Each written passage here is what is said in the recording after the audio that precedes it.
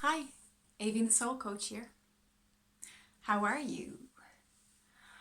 I was thinking back to the very first character work reference that I got when I was 17. And I remember it was my English and history teacher, who was also like the head over our year. Um, we were the graduation class of 2000, which felt so futuristic at the time. It felt uh, like space age. 2000s sounded and felt like space age futurism. It was brilliant, great time. Um, and his name was Mr. Cronin. He had a big impression on me. I loved English. Wasn't so interested in history. I felt like our history lessons maybe weren't as sincere as they could be. But I always enjoyed English, and I love language, I love linguistics. So I was a really top English student, and I loved essays and writing and poetry and all that stuff. So that was cool. But it was my first reference, and I remember reading it, and it was a wonderful reference. I still have it. I still treasure it. It's just one of those moments, the first time in a youth, in a youthful life, where you actually get to really see how other people, not your family, not your friends, not people who love you and maybe sugarcoat things, but somebody who is giving you an objective reality or an objective perspective on who you are. And it was brilliant, and it was very complimentary. But one of the things that always stuck with me from that experience was, he said, and I remember it I remember it word for word because I read it so much at the time. Like I said, there was great novelty in receiving this reference that was going to possibly get me work and open doors. And he said, Aveen has that most sought after quality. She has the courage of her convictions. I had never heard that expression really. I mean, maybe I heard it in passing, but I remember thinking the courage of her convictions, as a 17-year-old. And I thought, wow, that's a really interesting phrase. It's quite a deep expression of explaining how a person is. And I looked into it. And I also remember actually saying it to him, the courage of my convictions. And I was amazed that he could see that in me at that time, because inside I knew I had courage, and I knew that I was a courageous teen, in that I followed my own path. I wasn't a sheep. I wasn't afraid to be different. I wasn't afraid to be authentic, even though it was hard, even though there were times it would have been so much easier for me just to follow the crowd and do what everybody else was doing. But I knew that I had to be true to myself. I always had that sense of being true to my soul and honoring my soul. But I remember him explaining to me, it means that you're not afraid to stand up for what you believe in. You're not afraid to back up with courage your truth and the truth of others, and looking out for other people, and not being afraid of the backlash of that. So today's video, I want to talk about having the courage of your convictions. Do you have the courage of what you believe in, of what you know to be true, even if it's against the status quo? Because this is really important, especially right now in these current times, where more and more people are dramatically waking up. I can see people I've known for years, suddenly the blinkers are off and they are having panoramic vision of the truth of the world and what's going on. this mass awakening, this mass ascension, I've talked about this for years. I have been doing YouTube for years. For some reason, when I scroll down now on my YouTube channel, the videos stop at a certain point, but I don't know why that is, because there's years and years of YouTube work, videos I did long before that. I don't know why that is. If any of you techie people know, please drop a comment below and tell me, because they used to be available, but maybe it's just because I've done so many, I don't know, they stopped showing them or something. I don't know. Anyway, back to courage. If you are a spiritual person, and if you're watching this video, you most likely are. If you're a sensitive, super sensitive, an empath, a healer, a nurse, a carer, a giver, a lover, you know, all these things that we put under the umbrella of being a super sensitive. You must have tremendous courage. And again, I have spoken about this before. Courage, strength, confidence, and connection to your authentic power. And when I say authentic power, I mean internal source, God force, higher power, whatever you want to call that, source energy. We just say source because it covers everything for everybody. Source connection is everything. And when you have that, you have this quiet, calm, inner power. But that doesn't mean, if push comes to shove, that when you need to stand your ground and you need to be a voice of truth in a critical moment in your life, that you won't stand up and ignite and activate that voice and that inner fire. Don't be afraid to stand your ground.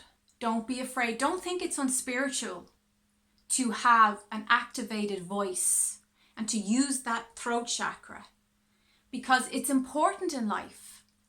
There are times in life where we are required to be the phoenix from the flames.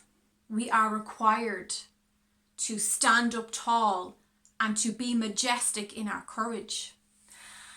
And during this time, with the mass ascension happening and people, you know, traveling down rabbit holes, conspiracy theories, really doing investigations, it's important now that we are not afraid to speak our minds, to speak our hearts about what we feel is going on in the world. And that takes courage. It takes courage to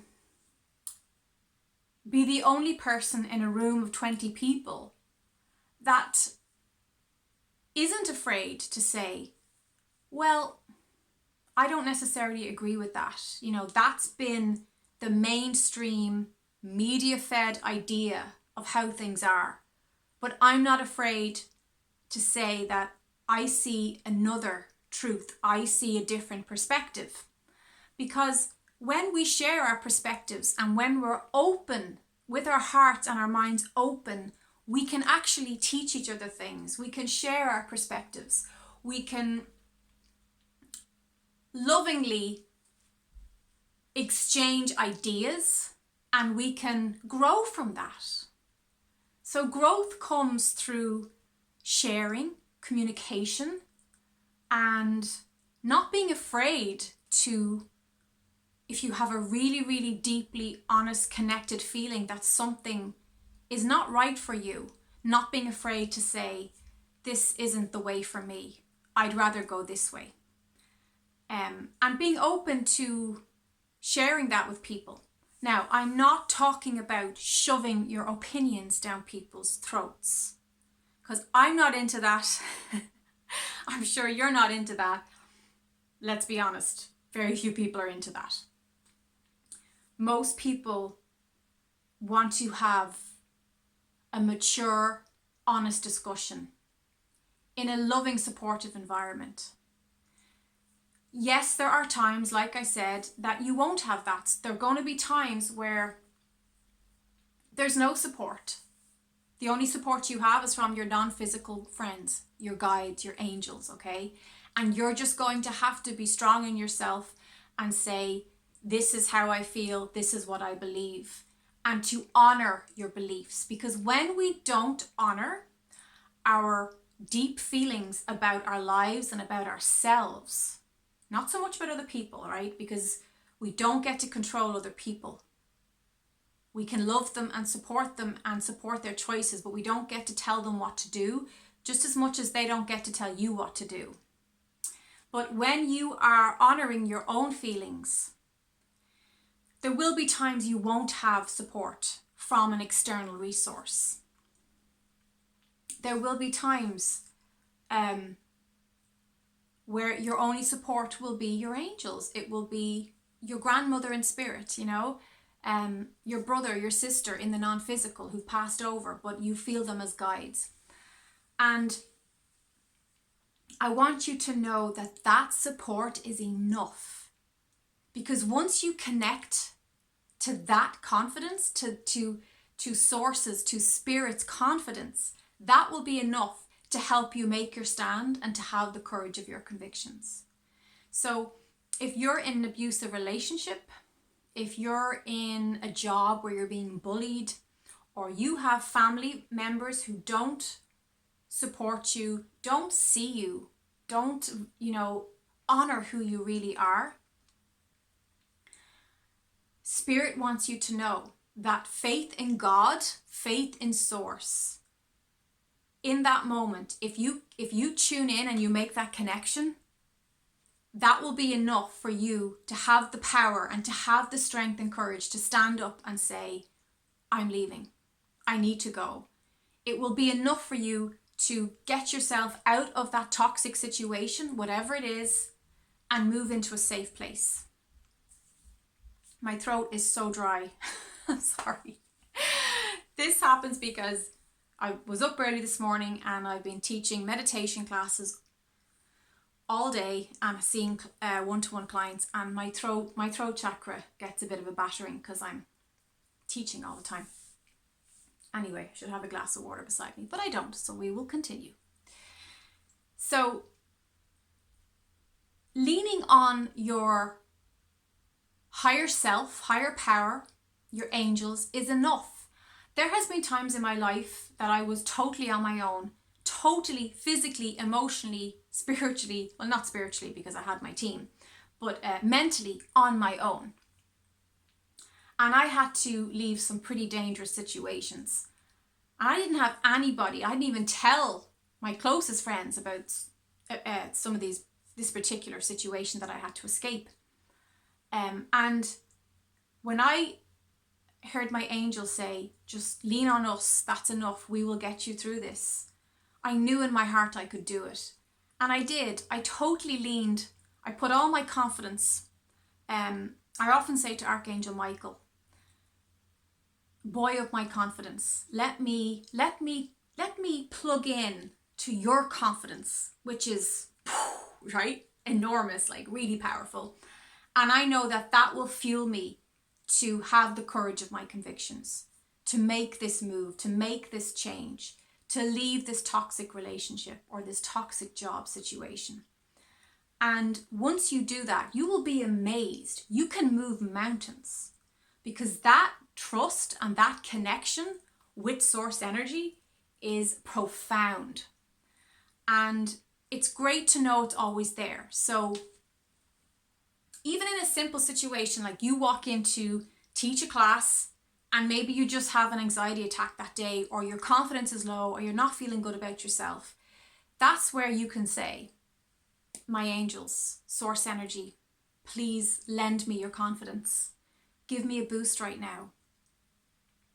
Help me to connect to your power and let it fuel me. Let it regenerate me so that I am channeling you. So I don't even, if you're exhausted and tired and you have to do a big presentation or something, or you have to shoot a video and you're not up to it, you can just lean on that source, that true power energy, and you can allow it to funnel through you, through your central meridians. And a great way to do that is to open up the soul star, which is above the crown chakra. Okay, so this is like, you know, it's up here. And then open up the earth star, which is beneath your feet, beneath the chakras in your feet. And when you activate these two places, it's like you're creating, imagine they're polar opposites of a big long line down your body, the central meridians. And when you open up the two of them, you're actually opening up your ability to give and receive. So you're receiving you're bringing down the earth energies from above through the soul star above the crown. And then in the feet, in the earth star beneath that, you're opening up to the earth energy. So you're actually creating a synergy. You're drawing the two energies together and you're synergizing them together, okay? Hold on one sec.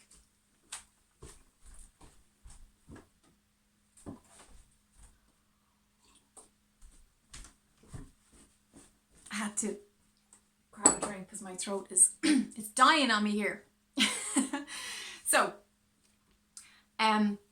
you can also create that synergy, and then you just see the one from the earth star going up and shooting out all the way up to source energy, and you see source energy coming down and shooting down through the earth star, and you're creating this contrasting energy flow. So you want the energy to be going both ways, okay? Now you can do this very quickly. You don't put effort into this. Anytime you're trying too hard, you're dying too hard. So don't try too hard, okay? Just let the energy move. Let it go. Let the two ways flow, okay? And you're going to see the energy flowing out here, out this way. And you're going to see this energy turning up, and remember we said one energy is going up, one energy is going down, okay? So you're creating this, think of like walk like an Egyptian, remember that back in the 80s? So let that happen and just call on your angel guides and say, I've activated my energy, the central meridians are open, earth star, soul star, earth star, activated and open. I'm open to receive your guidance, and know that that will buoy up your courage. Having the courage of your convictions it's one of the greatest gifts you can give yourself. It has tremendously helped me in my life, whether it be through creating job opportunities. Like if there was a time where there wasn't anybody being hired as a meditation teacher or a healer or a holistic therapist. So I just went out and created that for myself. I hired a clinic, hired a treatment room, hired a space. And before I hired a space, I made a treatment room from home, you know. So you can create your own opportunities. But again, that takes courage. It takes courage to say, this is who I am. These are the gifts I have. Let me help you. This is the service I have to share with you. And then what happens is, because you've been proactive and had the courage of who you know you are, the universe supports that and gets on board. So then I start to get offered, you know, there's this clinic, we're looking, do you want to rent this room because we hear you're doing this kind of work? Then you have people saying, can you set up meditation classes? I'd like to learn meditation. And then you start to see the world change, and you start to move into timelines where, you know, now in the current timeline, there are meditation teachers being hired. There are holistic therapists being hired from different organizations.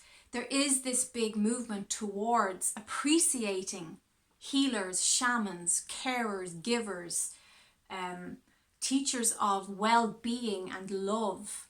So this is the wonderful thing.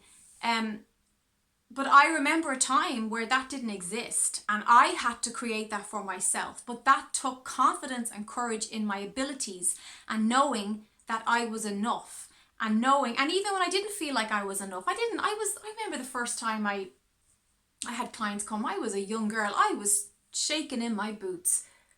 But again, I just asked the angels, I said, this isn't about me, this is about the service. This is about how I can help these people. So angels, I surrender, I hand it over to you. I'm showing up. So, you do the rest. Give me the courage to do this work. And that's how it just flowed.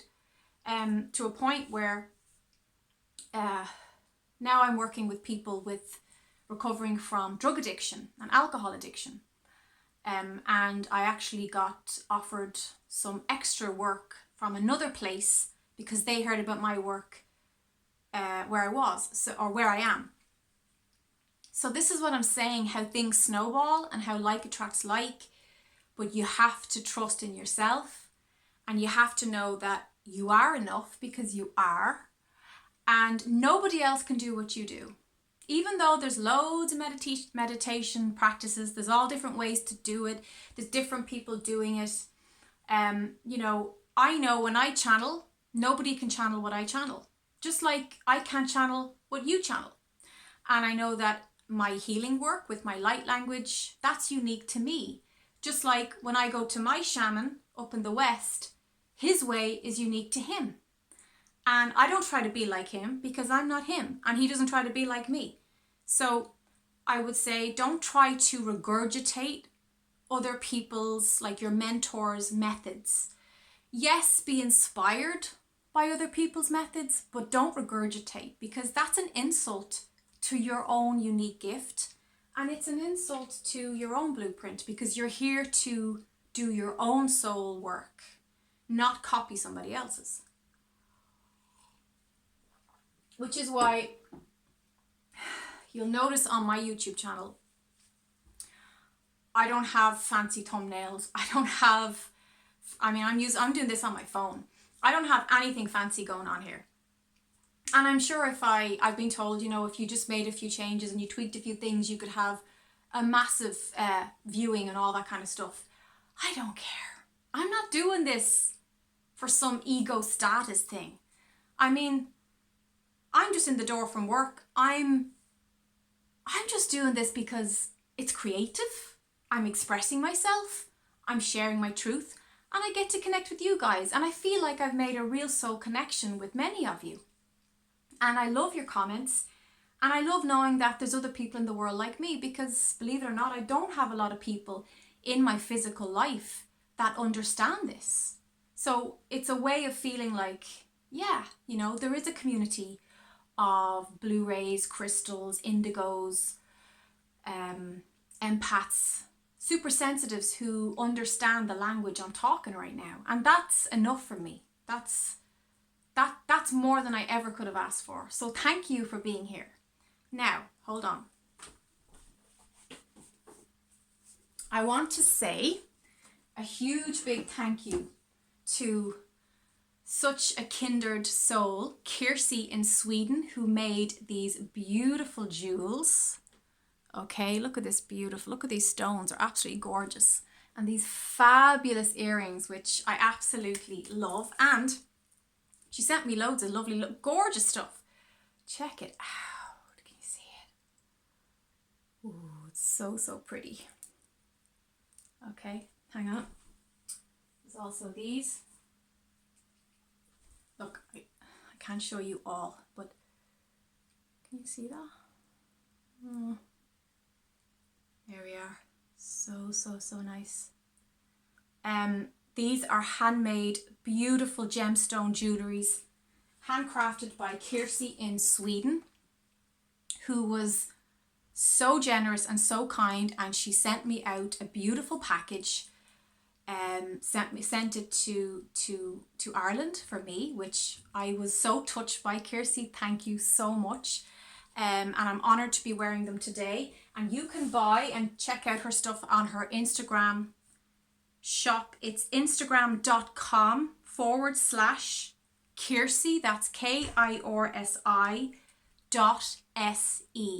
Okay, so I highly recommend that you go to her shop and check out and perhaps treat yourself to some beautiful stuff, because like I said, I was just so touched of the generosity, the kindness, the love, the appreciation from Kiersey to send out these gorgeous, gorgeous jewellery.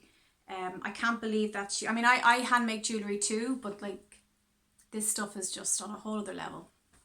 So thank you, Kiersey, and I hope you all check that out. I wish you the courage of your convictions. I wish you strength and blessings. Please like this video so I know what kind of content you're looking for. If you like this content, your thumbs up will tell me to do more stuff like this. Okay, thank you. I love you. Bye bye.